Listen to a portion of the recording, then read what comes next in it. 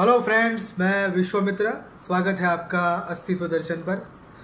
हमारी ये चैनल पर आप फिलोसॉफी पर आधारित वीडियोस देख सकते हैं और आपको हमारे सभी वीडियोस आसानी से उपलब्ध हो सके इसके लिए वीडियो के नीचे दिख रहे सब्सक्राइब बटन पर क्लिक कर हमारे साथ जुड़े और ज्ञान का आनंद उठाएं। आज हम आधुनिक भारत के 3 दर्शन शास्त्रियों की बात करने जा रहे हैं। वैसे तो तीनों अपनी अपनी विधाओं में महान इंडियन फिलोसोफर्स थे, लेकिन हमें इनमें से तीसरे दार्शनिक अति प्रिय है। उन तीनों के नाम हैं एम हिरियन्ना, गोपीनाथ कविराज और एस.एन. दासगुप्ता। भारतीय दर्शन, जो कि संस्कृत, पाली एवं मागधी जैसी प्राचीन भाषाओं में अभिव्यक्त हुआ, उसे आधुनिक युग में प्रस्तुत करने का श्रेय जिन्हें जाता है, वैसे इंडियन फिलोसॉफी के जानकार विद्वानों या दर्शन शास्त्रियों का परिचय देना इस वीडियो का उद्देश्य है। इसमें लिए संदर्भ गूगल तथा विकिपीडिया एवं इन विद्वानों के मूल ग्रंथ से लिए गए हैं। इस उपलक्ष्य में प्रथम दर्शन शास्त्री है एम हिरियन्ना, मैसूरू हिरियन्ना, जिन्हें हम एम हिरियन्ना के नाम से जानते हैं। उनके जन्म एवं मृत्यु की अवधि है सन 1871 से लेकर सन 1950 तक की। 20वीं शताब्दी में भारतीय दर्शन के विषय में लिखने वाले सर्वश्रेष्ठ लेखकों में उनकी गणना होती है। प्रोफेसर हिरियन्ना का जन्म 7 मई 1871 को मैसूर में हुआ था। उनके पिता का नाम नजमदैया तथा माता का नाम लक्ष्मी देवी था।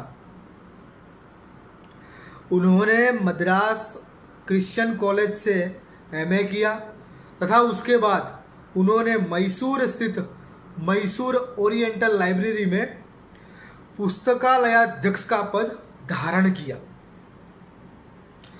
1918 से 1927 तक वे मैसूर विश्वविद्यालय में संस्कृत तथा दर्शन शास्त्र के प्रोफेसर रहे। उनकी रचनाएं स्पष्टता, यथार्थता एवं संक्षिप्तता के लिए जानी जाती है। उनकी लिखी मुख्य किताबों में outlines of Indian philosophy, the essentials of Indian philosophy, Indian philosophical studies, popular essays in Indian philosophy और द मिशन ऑफ फिलोसॉफी का समावेश होता है। इसके अलावा उन्होंने the ethics of the Upanishads, Indian aesthetics एवं इंडियन कॉन्सेप्शन ऑफ वैल्यूज जैसे अन्य अनेक पुस्तक भी दिए हैं तथा उन्होंने आर्ट एक्सपीरियंस और संस्कृत स्टडीज जैसे रिव्यूज भी दिए हैं। एक समय पर प्रसिद्ध दर्शन शास्त्री सर्वपल्ली राधाकृष्णन भी उनके सहकर्मी हुआ करते थे। दोनों विद्वान भारतीय एवं पाश्चात्य दर्शन में रुचि रखते थे। प्रोफेसर हिरियन्ना की क्लासरूम नोट से प्रेरित होकर डॉक्टर राधाकृष्ण ने ही प्रकाशक एलन एन अनविन को सूचित किया था कि वे उसे प्रकाशित करें, जो कि आउटलाइन्स ऑफ इंडियन फिलोसॉफी नाम से आज एक प्रचलित पुस्तक के रूप में जानी जाती है। यह एक ऐसा समय था जब संस्कृत भाषा तथा भारतीय दर्शन एक दूसरे के करीबी विषय हुआ करते थे और उसका भेद समझना जटिल था, जो कि एक दूसरे के पूरक भी है। अब हम संस्कृत के महान विद्वान पंडित गोपीनाथ कविराज के बारे में कुछ बात करेंगे। महामहोपाध्याय श्री गोपीनाथ कविराज का जन्म 7 सितंबर सन 1887 को हुआ था। उनकी मृत्यु 12 जून सन 1976 के दिन हुई थी। कविराज संस्कृत के विद्वान और महान दार्शनिक थे। 1914 में पुस्तकालयाध्यक्ष से आरंभ करते हुए वे 1923 से 1937 तक वाराणसी के शासकीय संस्कृत महाविद्यालय के प्राचार्य रहे। इस कालावधि में वे सरस्वती भवन ग्रंथमाला के संपादक भी रहे। गोपीनाथ कविराज बंगाली थे और इनके पिताजी का नाम वैकुंठनाथ बागची था। उनका जन्म ब्रिटिश भारत के ग्राम धमरई, जिला ढाका, अब बांग्लादेश कहा जाता है, उसमें हुआ था। उनका जन्म प्रतिष्ठित बागची घराने में हुआ था और कविराज उनको सम्मान में कहा जाता था। उनकी प्रारंभिक शिक्षा दीक्षा श्री मधुसूदन ओझा एवं शशिधर तर्क चूड़ामणि के निर्देशन में जयपुर में प्रारंभ हुई। महामहोपाध्याय पंडित गोपीनाथ कविराज इस युग के विश्वविख्यात भारतीय प्राच्यविद तथा मनीषी रहे हैं। इनकी ज्ञान साधना का क्रम वर्तमान शताब्दी के प्रथम दशक से आरंभ हुआ और प्रयाण काल तक अबाध रूप से चलता रहा। इस दीर्घ काल में उन्होंने प्राच्य तथा पाश्चात्य ज्ञान विज्ञान की विशिष्ट चिंतन पद्धतियों का गहन अनुशीलन कर दर्शन और इतिहास के क्षेत्र में जो प्रदान किया है, उससे मानव संस्कृति तथा साधना की अंतरधाराओं पर नवीन प्रकाश पड़ा है, नई दृष्टि मिली है। 19वीं शती के धार्मिक पुनर्जागरण और 20वीं शती के स्वातंत्र्य आंदोलन से अनुप्राणित उनकी जीवन गाथा में युग चेतना साकार हो उठी है। प्राचीनता के संपोषक एवं नवीनता के पुरस्कर्ता के रूप में कविराज महोदय का विराट व्यक्तित्व संधिकाल की उन संपूर्ण विशेषताओं से समन्वित है जिनसे जातीय जीवन प्रगति पथ पर अग्रसर होने का संबल प्राप्त करता रहा है। तांत्रिक वांग्मय में शाक्त दृष्टि के लिए उन्हें सन 1964 में साहित्य अकादमी पुरस्कार संस्कृत में उससे सम्मानित किया गया।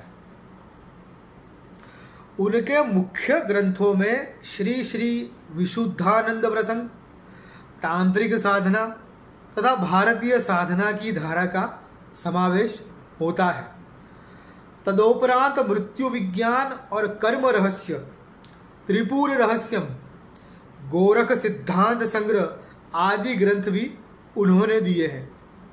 उन्हें महामहोपाध्याय से सन 1934 में सम्मानित किया गया था। उन्हें सन 1947 में इलाहाबाद विश्वविद्यालय तथा सन 1956 में काशी हिंदू विश्वविद्यालय से डी.लिट से सम्मानित किया गया था। उन्हें पद्म विभूषण से 1964 में, साहित्य वाचस्पति से 1965 में तथा उत्तर प्रदेश सरकार द्वारा देशिकोत्तम से 1976 में सम्मानित किया गया था। अब हम एक अहम दर्शन शास्त्री के संक्षिप्त जीवन क्रम को समझने का प्रयास करेंगे, जिनका नाम है एस.एन. दासगुप्ता। उनकी किताब भारतीय दर्शन का इतिहास, उसका मूल्य बर्ट्रैंड रसल की किताब हिस्ट्री ऑफ वेस्टर्न फिलोसॉफी जितना है। सुरेंद्रनाथ दासगुप्ता का जन्म अक्टूबर सन 1887 में तथा उनकी मृत्यु 18 दिसंबर 1952 में हुए थे। यह संस्कृत तथा दर्शन के विद्वान थे। वे विश्व के एक प्रमुख दार्शनिक तथा भारतीय दर्शन और साहित्य के विद्वान थे। कैम्ब्रिज यूनिवर्सिटी प्रेस की ओर से 5 खंडों में प्रकाशित उनका भारतीय दर्शन का इतिहास नामक ग्रंथ भारतीय दर्शन के प्रति उनकी एक विशिष्ट देन है। सुरेंद्रनाथ दास गुप्ता का मानना है कि संपूर्ण विश्व में अपनाई जा रही वैज्ञानिक विधि का प्रतिपादन भारतीय दार्शनिक वैज्ञानिक गौतम या अक्षपाद ने न्याय सूत्र के रूप में किया था। उनका यह भी विचार है कि न्याय दर्शन की उत्पत्ति आयुर्वेदाचार्यों की चर्चाओं का परिणाम था। सुरेंद्रनाथ दास गुप्ता का जन्म बंगाल के कुष्टिया में एक वैद्य ब्राह्मण परिवार में हुआ था, जो अब बांग्लादेश में है। उन्होंने कोलकाता के रिपन कॉलेज से संस्कृत में स्नातक प्रतिष्ठा परीक्षा उत्तीर्ण की। इसके पश्चात 1908 में संस्कृत कॉलेज से मास्टर की उपाधि ली। इसके बाद कोलकाता विश्वविद्यालय से पाश्चात्य दर्शन में दूसरी मास्टर उपाधि अर्जित की। भारत के प्रमुख दार्शनिक मतों के अतिरिक्त साहित्य तथा आयुर्वेद संबंधी उनके विशेष अध्ययन का परिणाम अनेक अंग्रेजी तथा बंगला ग्रंथों में प्रकाशित हो चुका है। विशेषतः एक दार्शनिक के रूप में ही अधिक ख्यात होने पर भी उनका अध्ययन केवल दर्शन शास्त्र तक ही सीमित न था। ज्ञान की शाखाओं प्रशाखाओं के अध्ययन के प्रति अदम्य पिपासा के साथ ही उनमें अद्भुत कार्यक्षमता भी विद्यमान थी। जीवन के प्रति उनका दृष्टिकोण अत्यंत उदार था। उनकी इन विशेषताओं और भिन्नमुखी रुचि के फल स्वरूप ही उनका ज्ञान अत्यंत विस्तृत था। वे कहा करते थे कि जीवन के आरंभिक वर्षों में संस्कृत भाषा और साहित्य तथा विज्ञान में उनकी समान रुचि थी। एक और वे संस्कृत भाषा की सांगीतिकता से प्रभावित थे और दूसरी ओर जीव विज्ञान तथा शरीर विज्ञान, कला और साहित्य के प्रति भी उनकी आजन्म एक सी रुचि बनी रही। इसी कारण जहां उन्हें एक और गंभीर ज्ञान था, वहीं दूसरी ओर जीवन संबंधी समस्याओं के प्रति उनमें उदार और गंभीर अंतर्दृष्टि भी थी। अपने अगाध पांडित्य तथा अपनी कुशाग्र बुद्धि के बल पर ही वे अपने स्वतंत्र दार्शनिक सिद्धांत की स्थापना में सफल हुए। उनकी प्रबल इच्छा थी कि वे विभिन्न दार्शनिक मतों तथा तत्वज्ञान, तर्कशास्त्र, आचार शास्त्र, सौंदर्य शास्त्र और समाज शास्त्र संबंधी समस्याओं पर अन्य विचारकों के मतों की आलोचना के प्रकाश में 2 खंडों में अपने सिद्धांत का प्रतिपादन करते। अपने देश के दर्शन का इतिहास प्रस्तुत करना भी वे अपने जीवन का पुण्य कर्तव्य मानते थे। इसी कर्तव्य के निष्ठापूर्वक परिपालन के कारण वे अपनी इच्छा को क्रियात्मक रूप दे सके और जीवन के अंतिम क्षणों तक भारतीय दर्शन का इतिहास का 5वां खंड लिखते गए। दुर्भाग्यवश उन्हें यह अवसर ही नहीं मिला कि वे अपनी वर्षों की साधना को लिखित रूप दे सके। अंग्रेजी तथा बंगला की अनेक रचनाओं में वर्षों तक उनके निबंध प्रकाशित होते रहे हैं। उन स्फुट निबंधों को संकलित करके उनके विचारों को सूत्रबद्ध किया जा सकता है। बंगाली भाषा में वे सौंदर्य तत्व की सन 1940 से 41 में ही रचना कर चुके थे। इसमें उन्होंने पूर्वी और पश्चिमी विद्वानों के सौंदर्य संबंधी विचारों का विशद व्याख्या सहित अपने विचार व्यक्त किए हैं।